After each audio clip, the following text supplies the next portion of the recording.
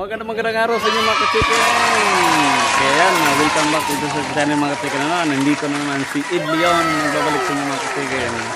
Ayan, kumusta po kayo mga ka-chicken? At mga bago pa lang huwag niyo po kalimutan mag-subscribe dyan at i-hit yung notification bell para notified kayo sa mga susunod nating videos. So, ngayon mga ka-chicken, nandito tayo sa ating manukan. O kung makikita nyo sa likod ko, may mga nakapurmang kahoy dyan. Kasi sa araw na ito mga ka-chicken, magre-renovate tayo dito sa ating bahay o sa housing nating manukan, at saka makita nyo din dito, ayan, pinapaayos ko din para medyo maluwag din, at saka i-design ko mga ka-chicken na yung bagong style mga ka-chicken, sa ating chicken o housing ko ating manukan. Ayan. Sige, pasyalan muna natin mga ka-chicken para makita nyo yung ating bagong ginawa na sinimulan. So, bali, ayan mga ka-chicken. Ito dito, lalagyan natin yan ng bubong para mapaglagyan din sa ilalim ng kung ano ilalagyan natin. So, ayan, at dito mga ka-chicken, pasukin natin sa loob. Ayan, ito yung border natin. Ayan, ito yung sa loob mga ka-chicken na area na i-renovate natin. Gawin natin na close dito yung area. Saka mga ka-chicken, ayan, siniminto na din at ginawa na namin ng flooring yung kanal.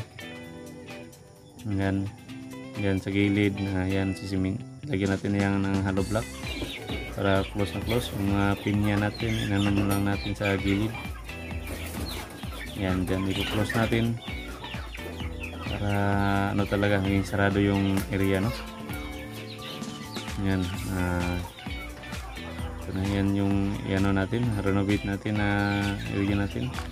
Ayan, at ito yung mga buhangin mga ka-chicken na gagamitin natin. Ayan, ito yung mga alaga nating manok na naka-range. Makita nyo, konti na lang yan mga ka-chicken kasi sunod-sunod yung bumili dito sa atin, pang ulam,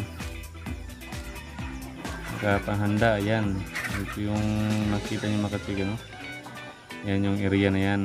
Yan, ayusin natin yan mga ka-chicken.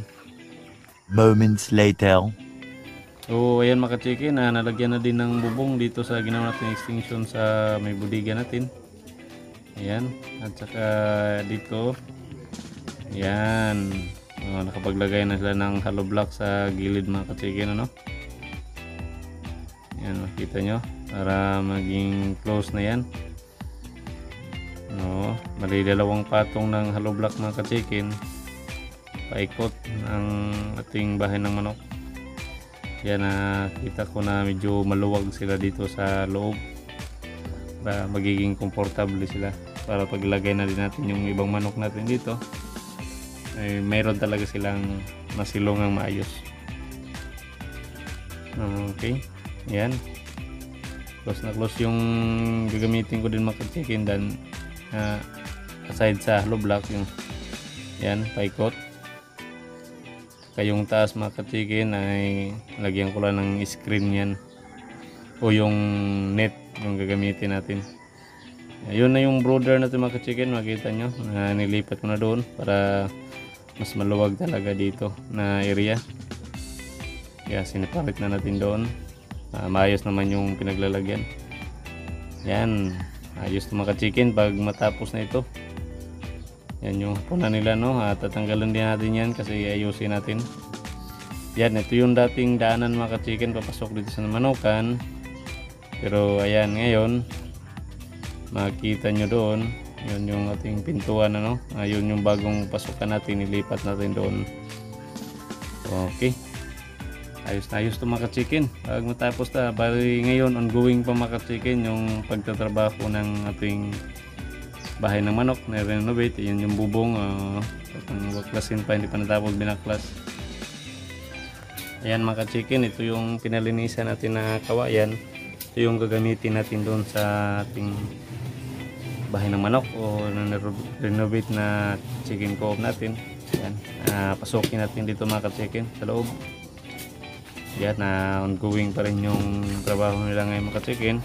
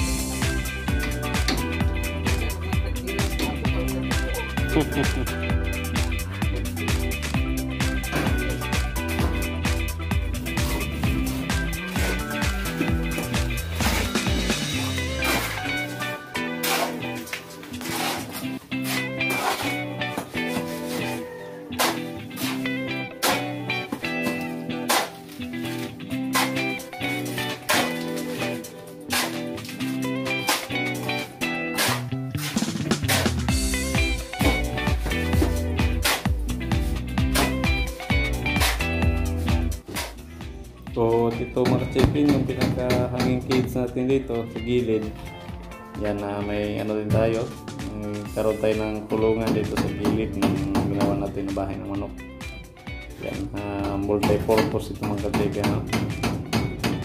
Yan ginagawa pa nila mga chicken para maayos talaga yung paglalagyan natin ng ating mga lagang manok, kasi kung marami tayong mapaglalagyan sa kanila, pwede tayong makapagparami ating mga laging manok. No?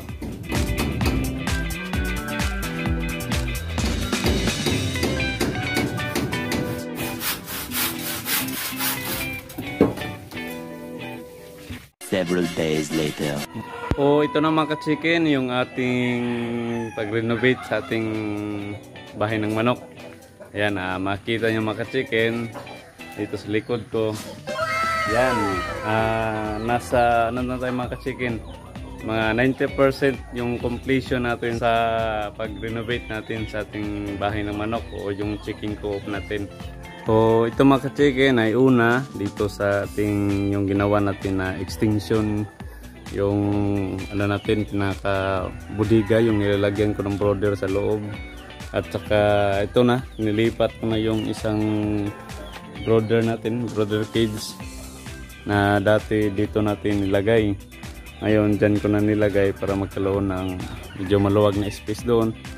Saka dyan sa loob naayos ko pa kasi lalagay ko na dyan yung ating incubator.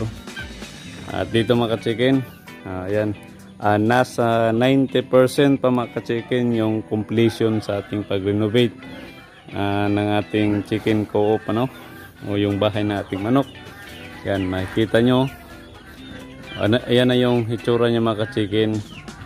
Yung dating itsura niya mga ka-chicken, makita nyo open lang siya. At saka yung mga manok natin sakto lang talaga sa para masilungan nila. At saka yung ano mga ka-chicken, kung magiging masama yung panahon ay hindi natin mawasan na lumalabas sila, naulanan, kasi wala tayong control sa kanila kasi hindi close yung bahay ng manok natin, yung alaga natin ng manok, open lang kasi. Saka ito na ngayon mga ka-chicken, makita nyo, ayan na, close na yan yung ating bahay ng manok. Yan, sukin natin mga ka-chicken. Ayan, hindi ko pa natapos mga ka-chicken kasi yan, hindi ko pa nalinisan dito. Yan, hindi ko pa na ano yan, ililigpit. Yan, makita nyo mga ka-chicken. O dito, close na sila. Yung ginawa ko dito, yung ano lang, kawayan, saka net. Saka dito nilagyan ko na ng bubong para sa pagkuha natin ng tubig, hindi tayo maulanan mga ka-chicken, ano. Ito na sila mga ka-chicken, ibutin muna natin. Yan, close na mga ka-chicken. Yan, pasukin natin yung loob mga ka-chicken, ano. Yan, ito yung lock nila. Yan, dito yung ilan sa mga manok mga ka-chicken. Yan, kung napansin nyo mga ka-chicken, konti na lang yung ating mga naka-range na manok, yung malalaki natin, kasi maraming bumili dito sa ating ng mga ka-chicken ng mga native at saka yung mga upgraded natin na manok. Kaya ito na lang yung natira mga ka-chicken, kasi parang pinakyaw halos kada linggo may bumibili 10 hanggang 15, kaya naging konti na lang. Saka balak ko din mga ka-chicken yung mga basila natin na inahin. Saka itong isang lalaki, ano to, may lahi itong basilan. Balak kong iligpit doon, ano muna, safety. Kasi yung mga ilalagay ko dito, yung mga Rhode Island Red na babae. At saka yung Hubbard. Yun yung palagayan. Nandoon pa, kinokondisyon ko pa mga chicken. Ito pala yung loob nila mga chicken. Makita nyo. Yan, hindi ko pa talaga na. Tapos, yan, may mga dapat na ligpitin. Yan. O, makita nyo mga chicken. At dito mga chicken, makita nyo, mayroon tayong mga nakahanging cage. Yan. Aside dito sa area, mayroon din tayo ditong mga kulungan nila. Ito yung mga chicken, yung mga black astrolorp natin mga chicken. Ito yung mga lalaking black astrolorp natin. So malalaki na sila mga chicken. Simula nang nabili natin ito. Ito yung update sa kanila. Bali 4 na yung lalaki. Mayroon lang 4 na babae. Nandito.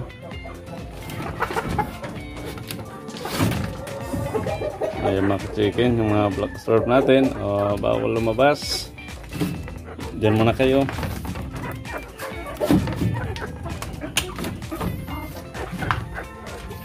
So, dito mga chicken, walang laman dyan. Yung mga gamit lang nilagay ko. So, yung ibang Hubbard natin mga chicken, breed. Makikita nyo mga chicken, yung yan sila.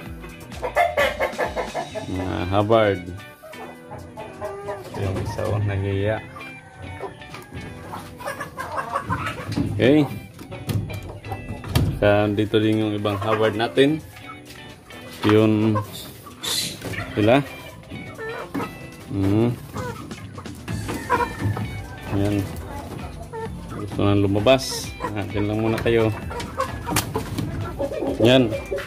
Ito lang mga ka-chicken.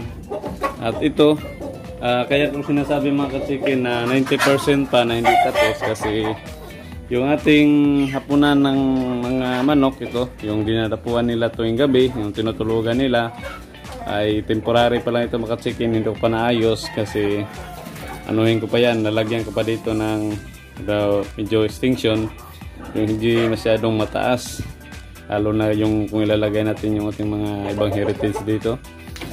Yan, temporary pa yan. Yan, temporary ko lang munang nilagay yan na tutungtungan nila. Saka itong mga kabilya, hindi ko pa naligpit. Saka dito mga ka-chicken, ito yung nesting basket ko mga ka-chicken. Ayan. Hindi pa rin yan tapos mga ka-chicken, ano? Yung paggawa kasi medyo tatakpan ko pa yan dyan sa taas. Para naman medyo may dilim ng konti. Para medyo may privacy sila kasi yan yung gusto ng ating mga kinahin. At saka dito lalagyan ko pa yan ng medyo matutungtungan nila. Pag-akyat para hindi sila masyadong lumilipad. Kung yung iitlog na sila. Saka yun pa yung mga kawayan natin. At ito mga ka-chicken, kung napansin nyo, may simento dyan, parang upuan, ano? Hindi upuan yan. Yan yung purpose ko dyan kasi dyan sila tutungtong. Saka yung mga butas na dyan, dyan yung lalabas nilang ulo. Saka maglagay ko ng pakainan sa labas para kung medyo marami na sila, hindi na tayo papasok, doon na tayo magpapakain sa labas. O doon natin yung unang paglagay nila. At saka dito maglalagay din naman ako ng pakainan sa kanila. Yan. Inisip ko pa mga chicken na maglalagay ako dito sa kanila ng ano, kung lalagyan ko ba ng ipa lahat o ito lang kasi simento naman. Pero dapat din araw-araw na linisan, kukunin yung mga ipot. Yan. Medyo maluwag na sila. Ayan mga ka-chicken, yung ating mga manok. Handa to kung may lagay na din natin yung ibang heritage natin dito ng mga manok. Yan, at saka yung wirings. Kasi maglalagay pa ako dito ng ilaw. Yan, nasa 90% pa lang tayo mga ka-chicken. Tapos, yan, ito na sila. update ko lang kayo mga ka-chicken dito sa ating chicken co-op, ano. Yan. Medyo kumasamang panahon na pwede na silang hindi natin palabasin. Pero kung magandang panahon na nire-range na natin sila. Binubuksan lang natin dito. At magsilabasan na yan. Yan. Excited na. Ayan. Malabas na sila. Yan mga ka-chicken, yung ating chicken co-op. Saka dito hindi ko patapos kasi dito ako maglalagay ng pakainan sa kanila, no? Doon hanggang doon. Para medyo lalabas na lang yung ulo nila. Yung pagpakain na dito lang tayo maglalagay ng pakainan. Ganito yung naisip ko mga ka-chicken na design ating chicken co-op sa ating bahay ng manok. Pinabahagi ko sa inyo. Magkaroon din kayo ng idea. Makakuha kayo ng idea sa paggawa ng bahay ng manok. Yan ang mga ka-chicken. Saka yung pintuan natin mga ka-chicken, dati doon yun. Saka ngayon nilipat na natin dito. Yan. Ayos mga ka-chicken.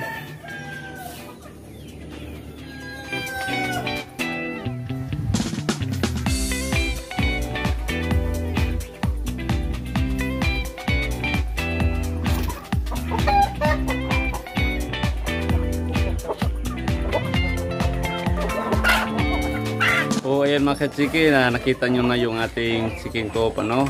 Malapit na din kompleto matapos yung ating chicken co-op. Parang nakakatawa mga ka-chicken kasi unti-unti nang parang natutupad yung mga gusto kong gawin o plano dito sa manukan na may improve ba o ma-develop pa mga ka-chicken, no? Para makapag-produce pa tayo ng mas maraming manok, kung marami tayong paglalagyan sa kanila o may mga paglalagyan tayo na safety sa kanila mga ka-chicken, pati doon sa taas ng ating mga manok. Kung nire-range natin sila mga ka-chicken, pumupunta lang sila doon sa taas pag nakalabas sila mga ka-chicken. Kaya yan, i-update ko lang kayo mga ka-chicken pag matapos na talaga, kung mga 100% na talaga yung completion dito sa ating chicken co-op. Kung ano yung mga gagawin pa natin dyan, kasi parang nakatuwa na lang na maganda talaga tingnan. Yung ano pala dito mga ka-chicken, yung nagasto ko nasa mabot sa mga more or less 30,000 mga ka-chicken, kasi medyo may kamahalan na din yung mga materials, ano.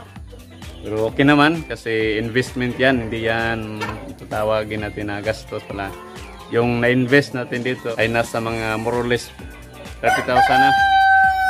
Kasi medyo may kamahalan yung materials natin mga ka-chicken, pero ayan, okay naman kasi na-secure, mababawi natin agad yan sa pagbibenta natin ng mga manok. Ayan, ayos na ayos mga ka-chicken, nakakatuwa.